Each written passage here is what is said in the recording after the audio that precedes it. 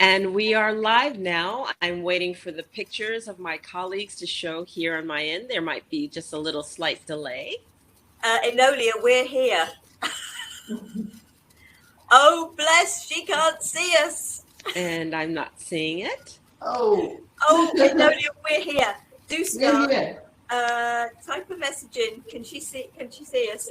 Oh, ladies and gentlemen, we apologize. This is technology for you. Okay, it looks like I may have to sign off and sign back on. Okay, I'm going to very briefly start, and I know Enolia will join us and starts again. Good morning, good afternoon, good evening, ladies and gentlemen, wherever you may be in the world, and welcome to today's conversation. I'm Sara Jane. Enolia, who is going to be leading this program, will join us again in a minute. Technology for you, and our guest, Anu. Now, Anu, how do you say your surname, please? Because I don't wish to pronounce it. That's Nadimpalli. That's Nadimpalli. That's fine. Hello. Thank you very much. And hello, and thank you for joining us. Oh, here comes Enolia. So I'll just tell her that I've sort of vaguely introduced you. And then, hello, Enolia. There we are. There we are. I had to actually sign off and sign back. Yeah, we know. We were here. I've semi-opened. Now you carry on. So I'm sure you said good morning and good evening and good afternoon to everyone. So thank you so much for joining us for today's conversation. I'm here with Sara Jane, who so pleasantly waited for me. Thank you so much. And we are here with our guest, special guest, Anu. Thank you so much for coming on, Anu. We're so excited to have you. And Anu is a dear friend of mine, too. So it just makes it that much more special. But Anu is a singer, an artist, a poet. She has many talents and many hats that she wears. And it's just so exciting to have you on. And Anu, I know that you are from India, but you now are residing in Spain, correct? Yes. So I know Anu also from many women empowerment functions. So thank you, Anu, for joining us. Thank you so much, Enolia. And yes, my dear friend Enolia and Sarah. It was such a beautiful blessing and joy to see both of you. Thank you very much for inviting me here in this beautiful podium. And yes, I keep saying, yeah, I'm originally from India. I've got a complicated life because I'm a global citizen. So I'm originally from India and a citizen of America because I've lived for more than 20 years there, and right now living in Barcelona, Spain. So beautiful. Thank you so much. And our topic tonight is climbing out of the abyss with a positive attitude. And I'm going to say that again, climbing out of the abyss with a positive attitude. And this is a topic that's near and dear to all of our hearts, because there's been a point in our life at some time, at some moment, where all of us have had to be able to climb out of the abyss, whether it relates to our relationship, whether it relates to work, our personal life, health. And so this is going to be our topic tonight. And I know that, Anu, this was near and dear to your heart. So what does climbing out of the abyss look like for you? Well, it was basically part of the last part, or the last part of my life, the last 15 to 20 years of my life, mainly because until then it was just going just like it would have gone with anybody else. I studied to be an interior designer and architect, and I was going to go and I was getting groomed to be that by my work, by my family, everything. And then, at 35, I was told by the universe that, you know what, I think there's something wrong with what's going on.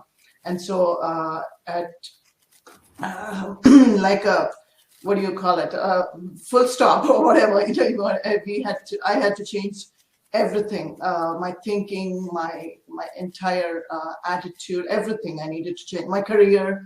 and my, and our, my life, and we were married. I am still married. But yeah, at that time when we had to make a lot of changes. First of all in here, and then move on, accept it very quickly and move on. So yeah, so that and I was 35 then. So since then, it's been a story. But the funny thing is, my life, I feel like it's begun. I got a rebirth, like they say, but yeah, because all of a sudden I started exploring, I started going in and realizing things about myself that I never knew I even had, like painting. I said, I'm not the artist, my sister is the artist. And then I started painting and doing exhibitions and paint, things like that, and doing products. And all of a sudden I said, then I learned, I had to relearn. I don't like to say I had to, but I just took the plunge and I really wanted to. And I think I really learned a lot of things about myself, and that was the best journey I have ever taken in my life. So each one of us has to take that journey from the abyss. Sara Jane, do you want to comment? Oh, I'm absolutely 100% with Anu, because because we talked many times on here, you and I, about things that we've gone through, and it's just thinking about that wake-up call. Whatever it is that happens that causes that wake-up call, that really, as you've noticed, is that stop. Mm-hmm. The old life stops here. Mm-hmm. And you're totally right. It is about actually being able to find yourself. Yeah. You realize that life isn't about everybody else and everything else that's going on around you. Yes, there's aspects of that are important. I'm not saying we shouldn't have any thought and consideration for that, but we should have thought and consideration for ourselves. We should tap into ourselves, be true to ourselves, find ourselves. Yeah. And I think that time, that starting to climb out of that abyss, I actually likened it to being in a parallel rut with what is now my ex-husband. He was in a rut covered in rose petals. I was in a rut covered with rose thorns. Mm. Very, very uncomfortable. He was content and I definitely wasn't. And it became that time to say, being true to me. It really was finding that truth of self. And unfortunately, with the truth of self can come a lot of letting go. Yeah. But then we also say, okay, what is it I would really like to do? What is it that speaks to me? And it's not having to. But in some respects, yes, we do have to. If we wish to change, it is about learning new things. Yeah. And so it becomes an element of real growth about ourselves. Yeah. Absolutely. So I'm sitting here thinking about the same question, and I don't know why it popped into my head, but there was a time in my life, and I was sitting here thinking, okay, when have I really been in an abyss? And there's a few times that we're into the abyss, quite a few times, depending on how we feel emotionally. But one of the most significant times is when I had a health scare. And I'm going to talk about that because a lot of people have health scares and they face it, and some do it diligently and with that beautiful positive attitude, and other people don't. And I think it warrants a good conversation. It warrants having that discussion. But I remember that, I had a lump on the side of my neck, almost the size of a golf ball. And I was like, what is this? And I didn't understand what it was. And it was discovered when I was getting my back adjusted, and the doctor was adjusting my back, and he goes to grab behind my neck and he goes, do you realize you have a lump here? And I'm like, no. And he goes, I would suggest that you get that checked out very quickly and very seriously. I'm like, what is he talking about? And then I feel back and it's like, how can I not even be so checked out that I didn't even notice what was going on in my own body. Yeah. So Yeah. checked out that I'm so busy being stressed. I'm so busy running around. I'm so busy doing diligence with the kids. I'm so busy doing diligence with the husband at the time. Why am I so checked out of my own body? Yeah. And then that journey, and I'll talk about that journey more as I ask more questions. And so instead of unveiling the whole story, I'm going to ask you each to share where there was a moment where you had to, what was that significant moment that you had to overcome, or that challenge in your life that you found that you actually had to step up and overcome it. So Anu, do you want to share? Yeah, I mean, I completely relate to what you're saying about, not noticing your thing in the back. The funny thing is, I was in my dream job. I wanted to be an architect as long as I lived. And I was in there, and they were grooming me to be that registered architect and all that. And the first, and just funny thing is, my mind was doing all those things. My rest of my body was deteriorating, and I did not want to pay attention. And and funny, I'll tell you one little story. So the way I would go to work, I mean, it was just on the first floor. I mean, I would drive to work at first floor. You can even climb up, but I would take the elevator because I couldn't walk. I was like walking like this, very slowly, but because I was in such horrible chronic pain, but I said, no, I'm here. This is my dream job, and I was doing it. And my boss, and he was the best boss I ever had. And he would say, "Are you sure B and your job is not killing you?" He just blatantly asked me, and until that moment that he asked me, it didn't even strike me. That this is what was happening. I mean, we were doing the fantastic projects, and he was, it was not, productivity was raising. He couldn't care less, but he was such a good person. He basically came up to me, "Are you sure this job is not killing you? Are you sure we are not killing you?"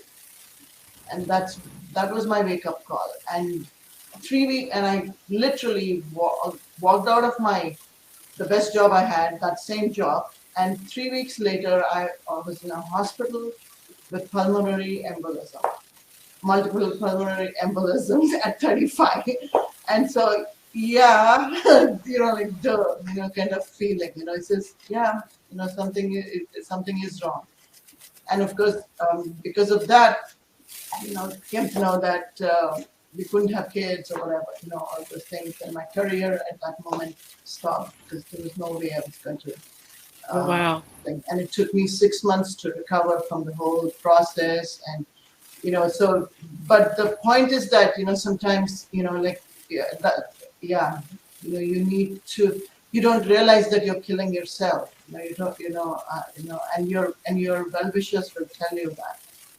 So, yeah. Yeah. Thank you. And Sara Jane? Difficult one for me, because of course the wake-up call was definitely the sort of like the broken jaw with the 6 months of pain and sleepless nights, which leaves you absolutely exhausted. But actually I see that as being absolutely amazing. But sort of at some stage, sort of few years later, and I don't even remember how it really happened. I know it must have been a long weekend, because I know I had, I think, 3 days. So it must have been a Saturday, Sunday, Monday, something like that.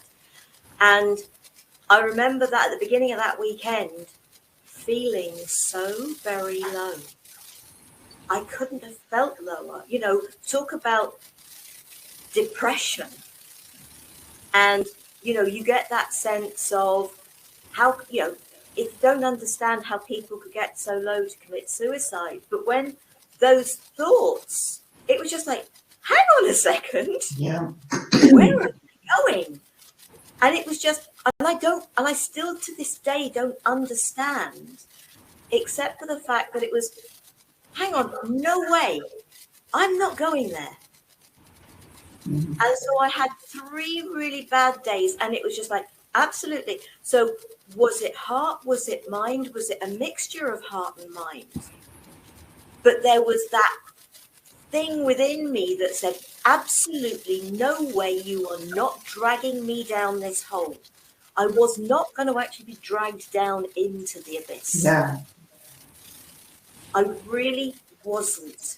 So whether stuff that had gone before, and every now and again, I do think the universe does give us experiences, just glimpses of something that we think, what the heck's going on? But then we can come back and think, do you know, that has just given me a beautiful gift. Yeah. And I think it depends how we look at it. Don't get me wrong, that was not a nice 3 days. Yeah. But there was something right inside me that said, no way, not going there. Yeah. And I'm going to commiserate with you, because in my scenario, what that knot ended up being was that I went to an acupuncturist. Well, first of all, before I went to an acupuncturist, I went to a neurologist or a neurosurgeon, who basically looked at me and in 5 minutes said, I cut that out of your neck. And I'm like, I was angry. And I was like, well, why am I angry? I was angry because this man walked in the door, touched my neck, felt it for a little while, said, oh, it's not hard yet. It's easier when it's hard, but I can cut that out of your neck if you want to. He didn't ask for my history. He didn't even look at who I was. Yeah. I was angry. And so I ended up connecting with a friend, Shaw Roberts, God bless her to this day. She's a essential oilist, knows essential oils inside and out, had been to an acupuncturist, Dr. Wong. And Dr. Wong, she said, I would recommend that you go to her. I don't know if she can help you or not, but she's an MD and an acupuncturist, 7th generation Chinese medicine. And I was like, okay. So I went to her. The woman had a 25-page intake sheet, went over it with me over 2 hours, got my history, and then told me to come back the next day, and took that time to digest, understand, and see who I was. That was the first positive thing. And then the second positive thing is when she sat down and she talked to me, and she's like, your situation's really serious. And I was go, well, how serious is it? Because in 7 months, I'm supposed to do a walk across Africa, 100 miles, and I want to go. And she goes, I don't think you understand how serious this is. And I said, well, I understand it's serious. She's like, oh, no, you don't. You're not going anywhere.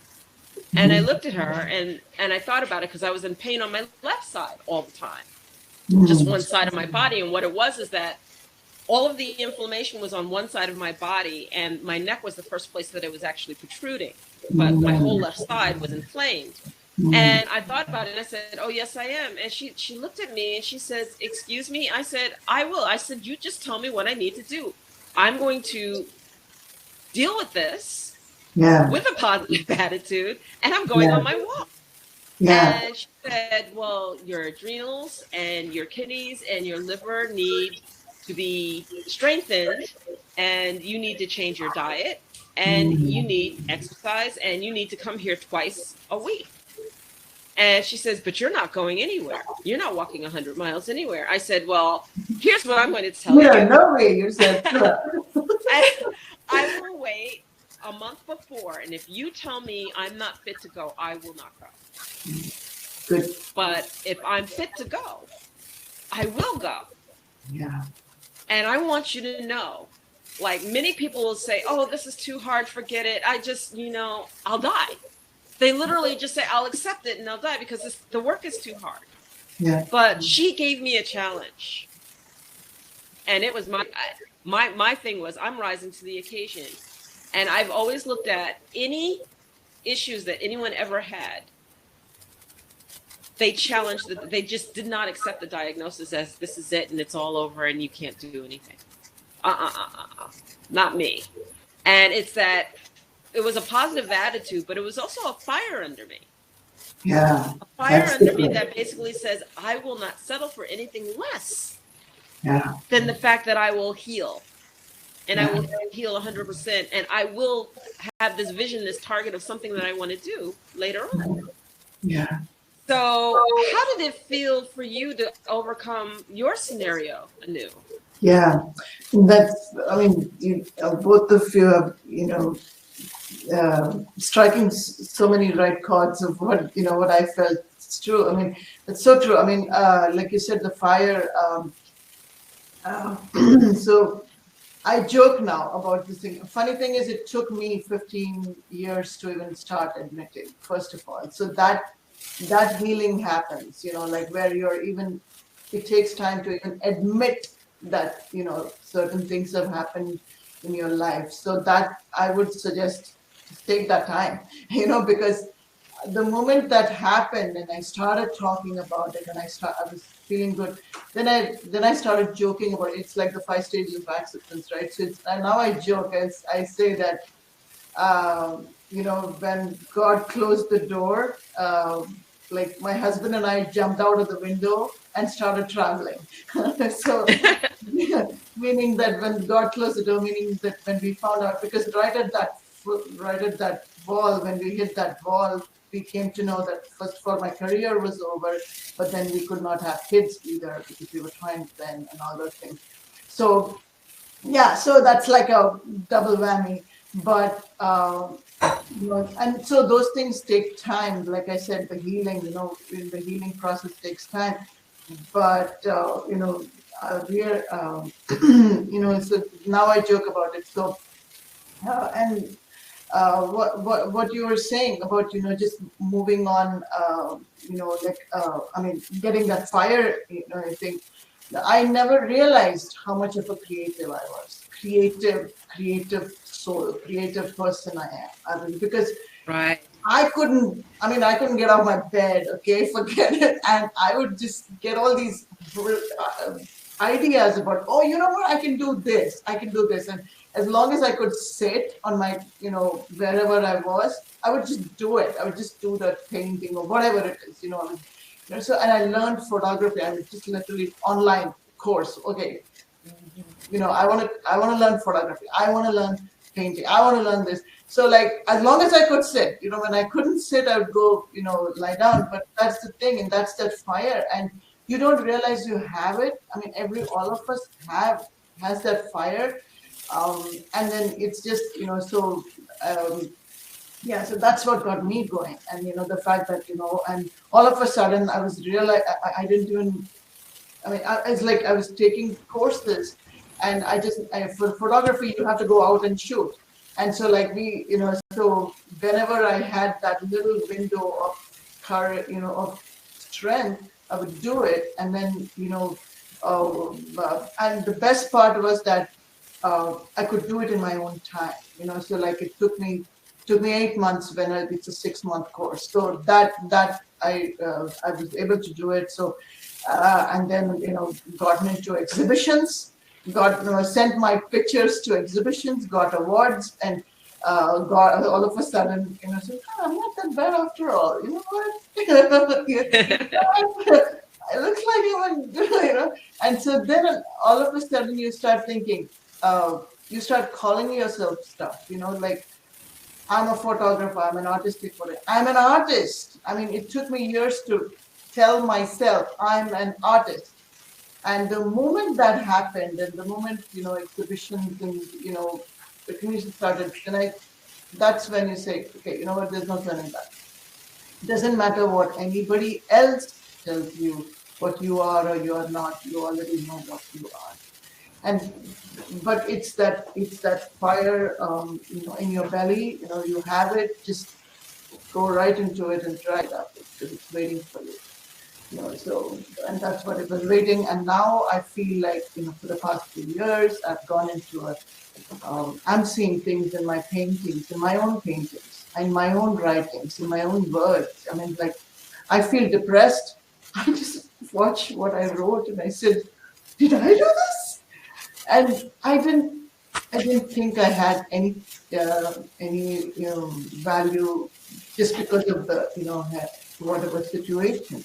And now that's the thing. So it's yeah. It takes years. I mean, obviously, it's taken me 17 years to come here, but it takes years. But we all have that fire. Just find it. Yes, yes. Sarah Jane. Oops, sorry.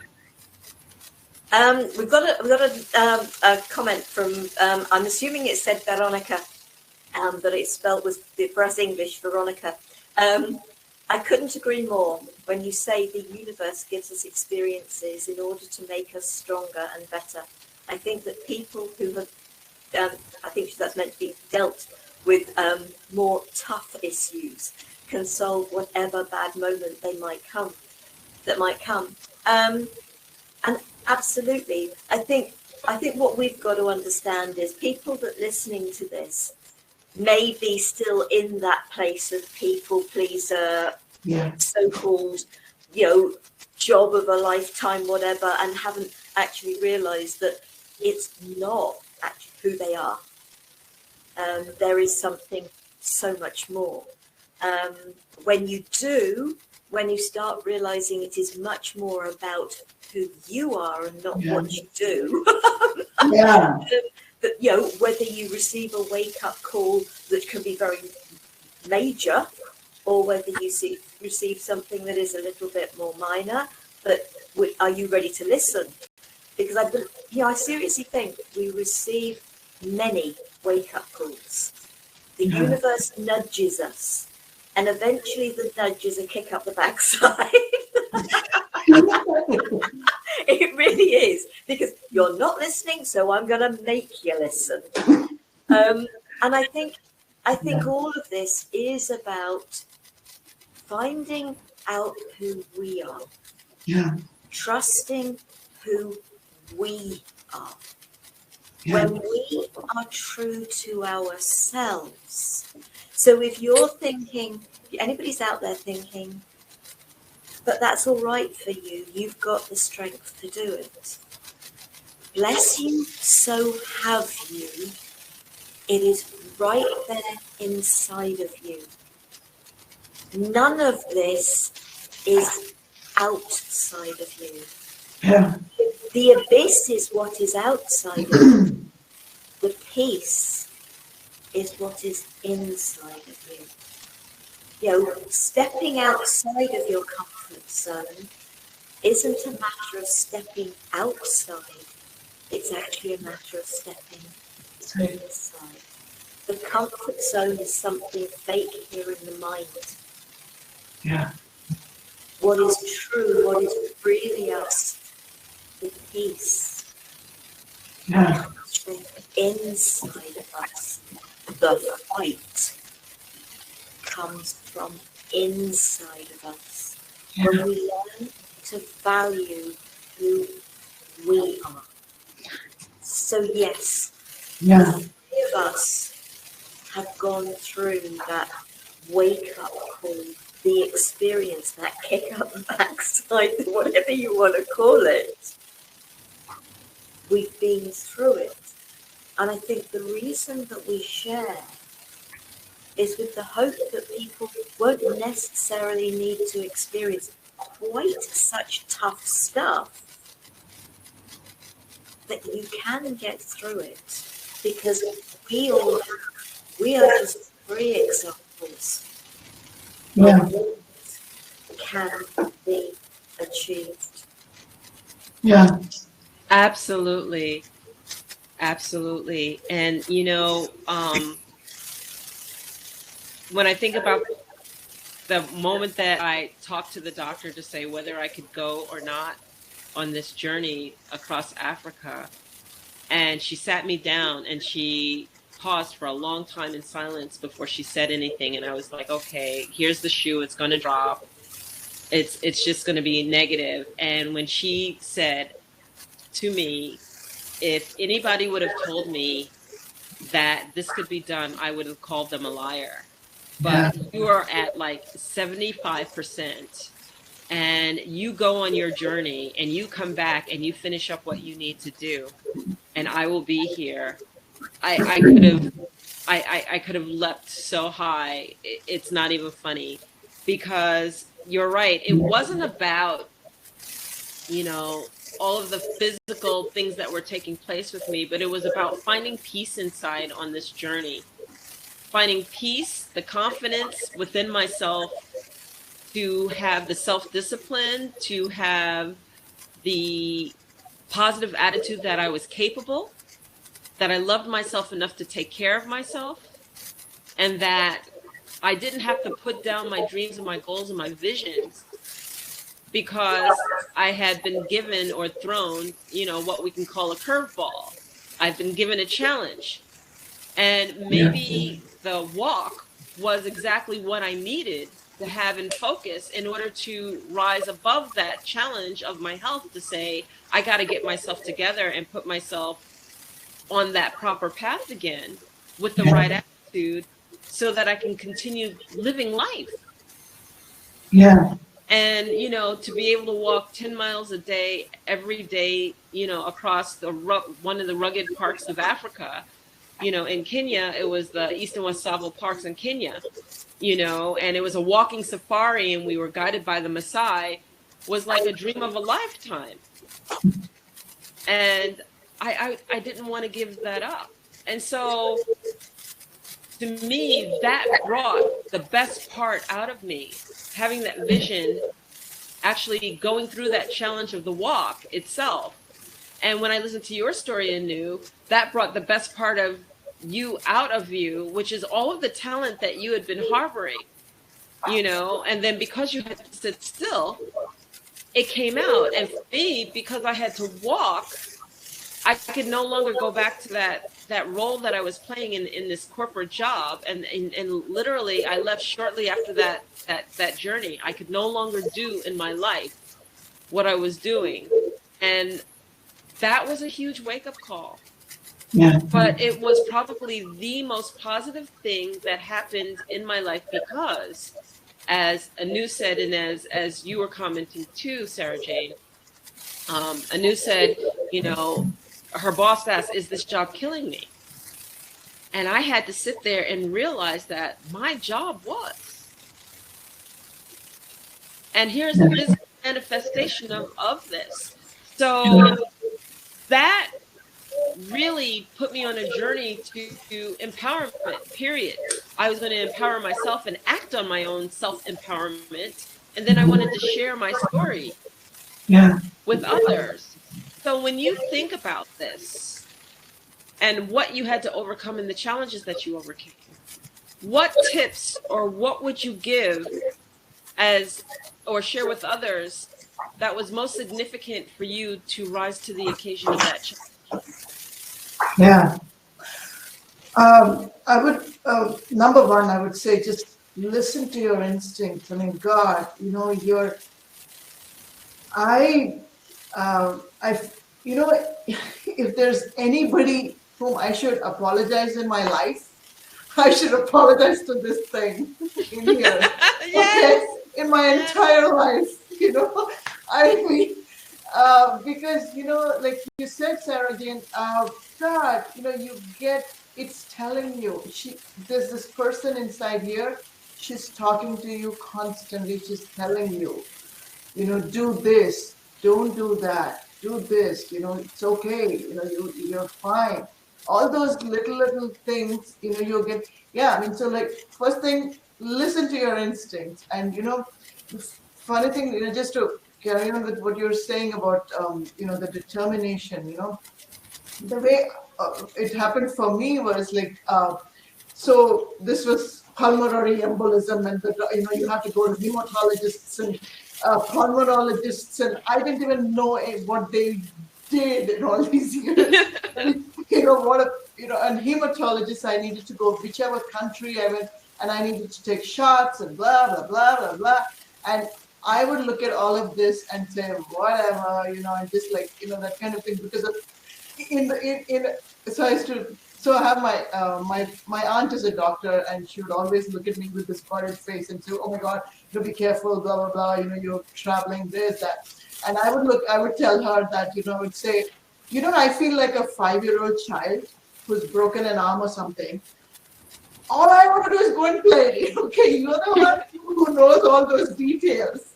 So the first thing I would suggest is don't get too much caught up in the details of what you have and what is it. I mean, like, of course, you should know what you have, and you should always be. Obviously, I'm always careful, and in certain situations, which is unique compared to others, because I mean, others don't have to worry about my situation, but I have to, taking medication, this, blah, blah, blah, blah, all those things. But don't get carried away with that. Just be that 5-year-old child, okay, who wants to just go out and play. Okay, so just do it. Okay, just go out and play. I mean, seriously, I would keep telling my aunt, like, I should tell her that, you're worried, that's fine, but I want to just go out and play, and I just want to go out and do my whatever, do my artwork. I want to do my thing, so do my thing. What my instincts, what my intuition, what my inside wants me to do. So just don't stop. Like just do. For me, I had to go in and do a lot of soul searching, and we do it in different ways. I did it with listening to saints, of the world, so for me, so there are so many others. So there's one that comes to mind, that's Dr. Wayne Dyer. For me, he taught me a lot in how to get back on my, to myself, I should say. And he says, don't die with your music still in you.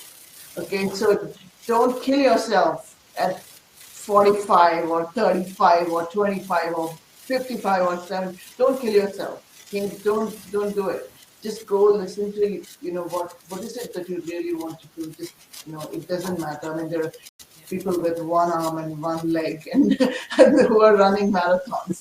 There are people with one eye who are painting, who are who are so, like, what I'm saying is, our body is a very resilient organism, and our soul is always talking to us. If you listen, just listen, go in and listen.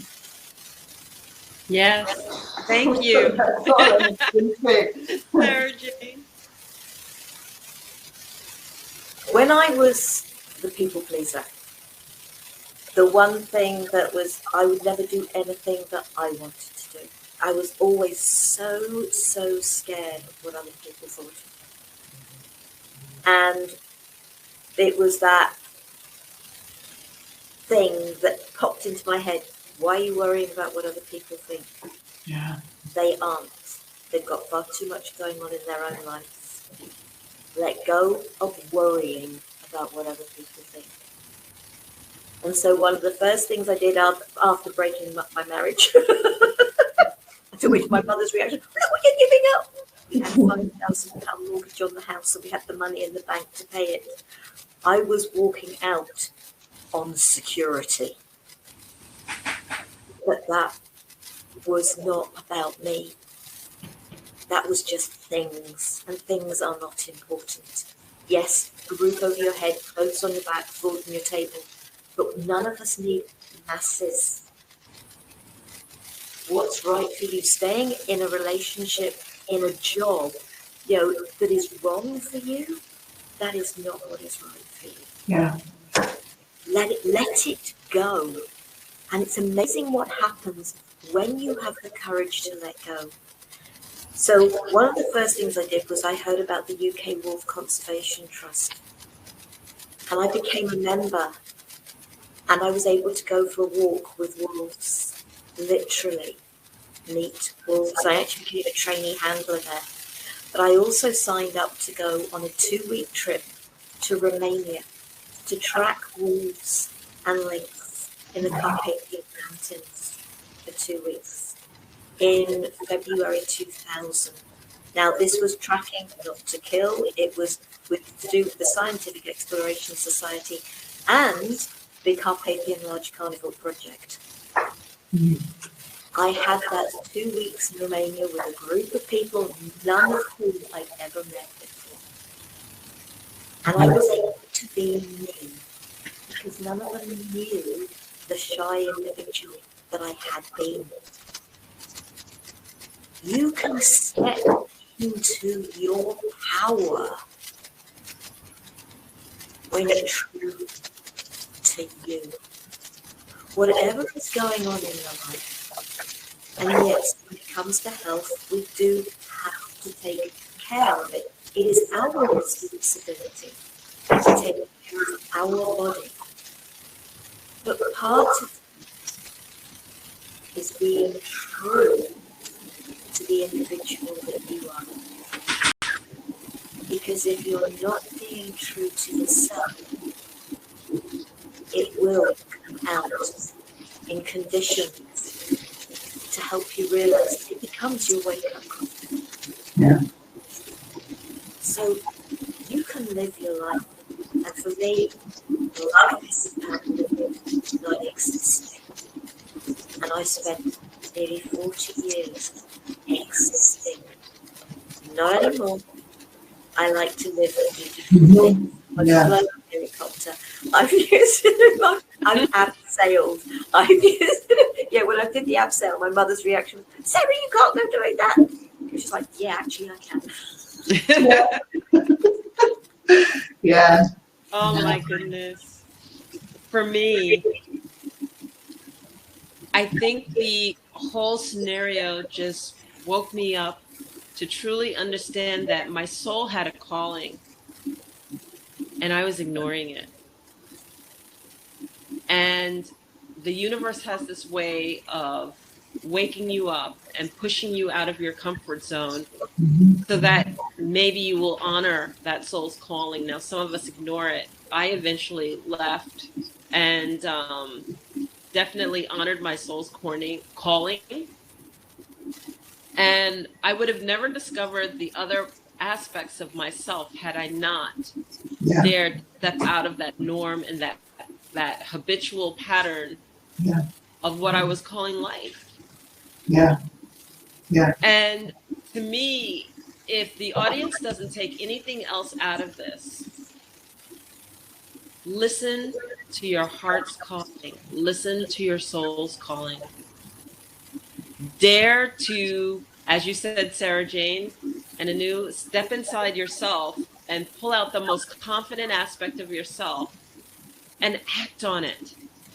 Don't have the fear, because what happens is that life passes you by and you look up and it's already gone, or you go down the rabbit hole of that abyss, never recovering. You know, the fact that the three of us can be here and talked about how we were able to rise to the occasion of the challenge and overcome it. For those of the audience members that are in it, this is your time. It doesn't matter what anyone thinks. It doesn't matter what judgment is projected. It doesn't matter about any of those things if you're not here. You have to be here. So therefore, those things might be worth dealing with and just dealing with the confrontation, because we have to go through the story to move past it. Yeah. So in order to move past the story, find your inner confident woman, know that you are worthy, know that you deserve it, know that there is bliss on the other side, or at least know that you can get over the hump of the challenge, you know, and that you can live your life and you can live your life in the manner of which you choose, in a manner that brings you joy, in a manner that makes you happy, in a manner that allows you to exercise your gifts. So all those things are so, so, so important. I can't even begin to tell you.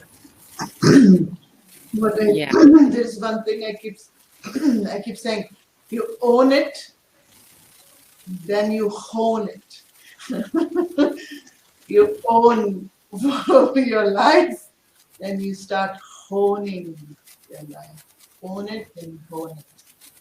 So very true. Enolia, I have a feeling we need to let you go. Yes. Bless her, folks. Enolia is actually being interviewed on another program in a few minutes' time, so she needs to. She can't be in two places at once. Oh wow, Yeah. that's wonderful. Thank you so much, everybody.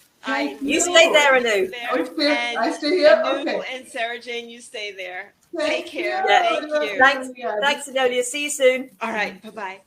Bye. Anu, thank you so much for joining us. Now, before we close, is there anything that we haven't touched on that you feel you'd like to add?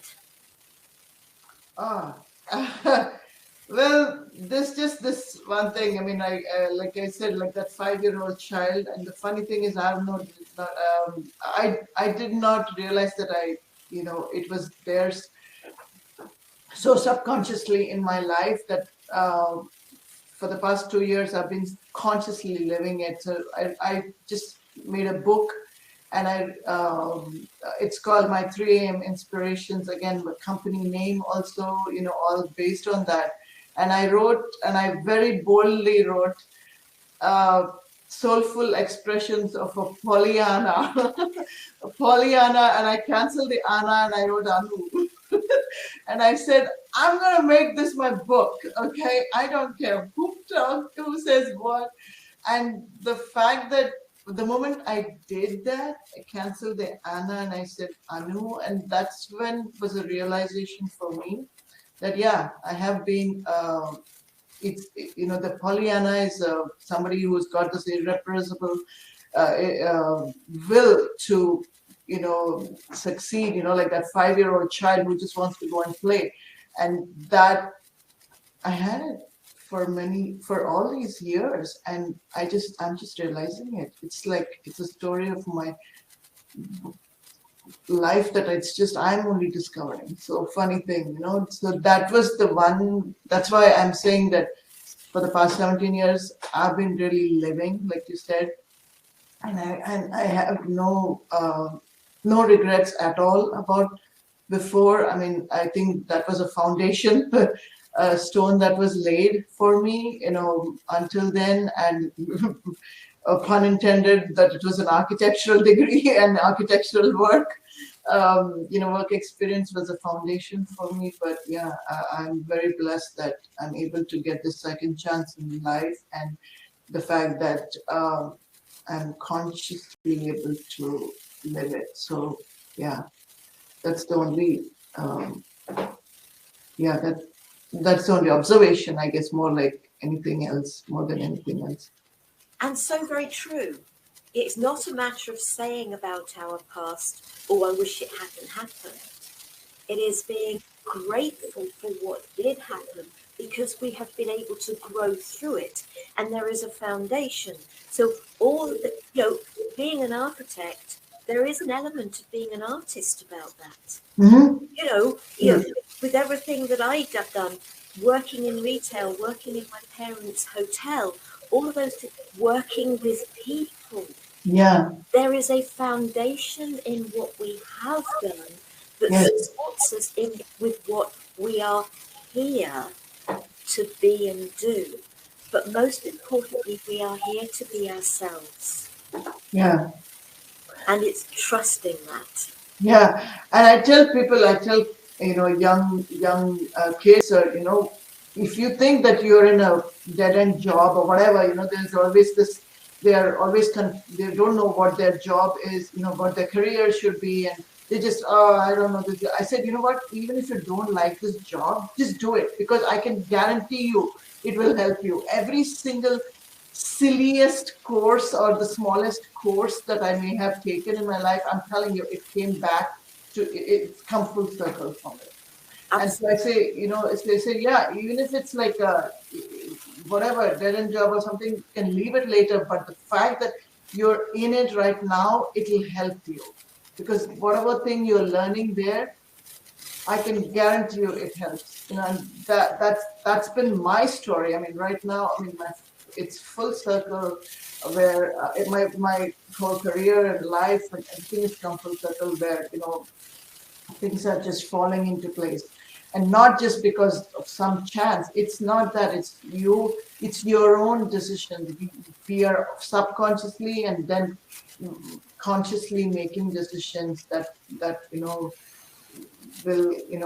help you. And so, like, I had taken one silly course, free course. It was called Sculpt 4D. Okay. Idea what? I've never seen a computer. This was like 30 years ago, and I'm telling you, that course changed my life. That silly free course, because after that, I wanted to do more. I wanted to incorporate 3D in architecture, and I learned programming in that, and I got into architecture, and I got paid. I got paid as a TA because of that courses that I was taking, and I paid through my schooling in architecture. So what I'm saying is, even the silliest thing, you don't realize at that moment, even you fall and break your leg or whatever, you don't realize at that moment. Just step back, and it will help you, because that pain will take you through, and you'll say that, what, even today at this moment, I say, if I can get through that, whatever I'm doing right now, it's fine. Whatever horrible situation you're going to come across the next moment, I can guarantee you there'll be horrible situations. But that's the strength, you say that, sitting in a hospital with all that stuff. I didn't know, I couldn't breathe. I mean, like, I was having problem breathing, and I was afraid to sleep. So I basically told my Divine Mother, I said, look, I'm going to sleep now. Okay? I don't know whether I'm going to wake up the next morning, but you deal with that. It's your problem. But I'm going to sleep now. That was then. And I slept, because you have to sleep. You cannot say that I couldn't. I mean, like, I was having trouble breathing. So that's what I'm saying. And now I look back and say, if I could get through that, whatever comes next, I can get through that. So that gives you strength. It doesn't kill you. It only gives you strength. I think this is a quote that I saw earlier today. In life, the only difference between stumbling blocks and stepping stones is how you choose to use them. Love it. Yeah. Which is perfect. And on that note, because it is it a stumbling block or is it a stepping stone? Yes. You choose. You choose. Love that. And I hope that these days the so-called stumbling blocks are actually stepping stones. They always are. Again, it's our choice, isn't it? Yes, it's our choice. But they can be stepping stones. Yeah, it's our choice. Anu, thank you so much for joining us today on this program. It has been a real pleasure. Folks, if you wish to get in touch with Anu, please do. On the Gift of Healing TV website, there's this whole section for today's conversation. Anu's bio and contact details are on there. Please go and check that out. If you're watching the YouTube video, I'm going to make sure that's under there. So please check that out as well. The same for myself and Enolia. Make sure our details are there as well. But please, we are here to help in our own unique ways. And so I hope that you will feel as if you want to contact us, or if it encourages you to contact somebody else, then that is what it's about. Something that resonates with you. And I hope that something that you've heard on the program has really spoken to you and supports you to move forward in your life. Thank you. Thank you so much. Sarah. Wednesday, the 24th of November, our next program is The Power of Positivity with Caroline Carr. So I hope you'll enjoy that. So actually, a great program to move forward from this one. Yes, I saw that. Yes, absolutely. So Anu, thank you so much. It has been a real pleasure. Thank you so much, Sarah and Enolia. Thank you. This has been a joy and a pleasure and an honor. Thank you. Thank you, folks. Take care. Be safe. And we'll see you soon. Okay. Bye.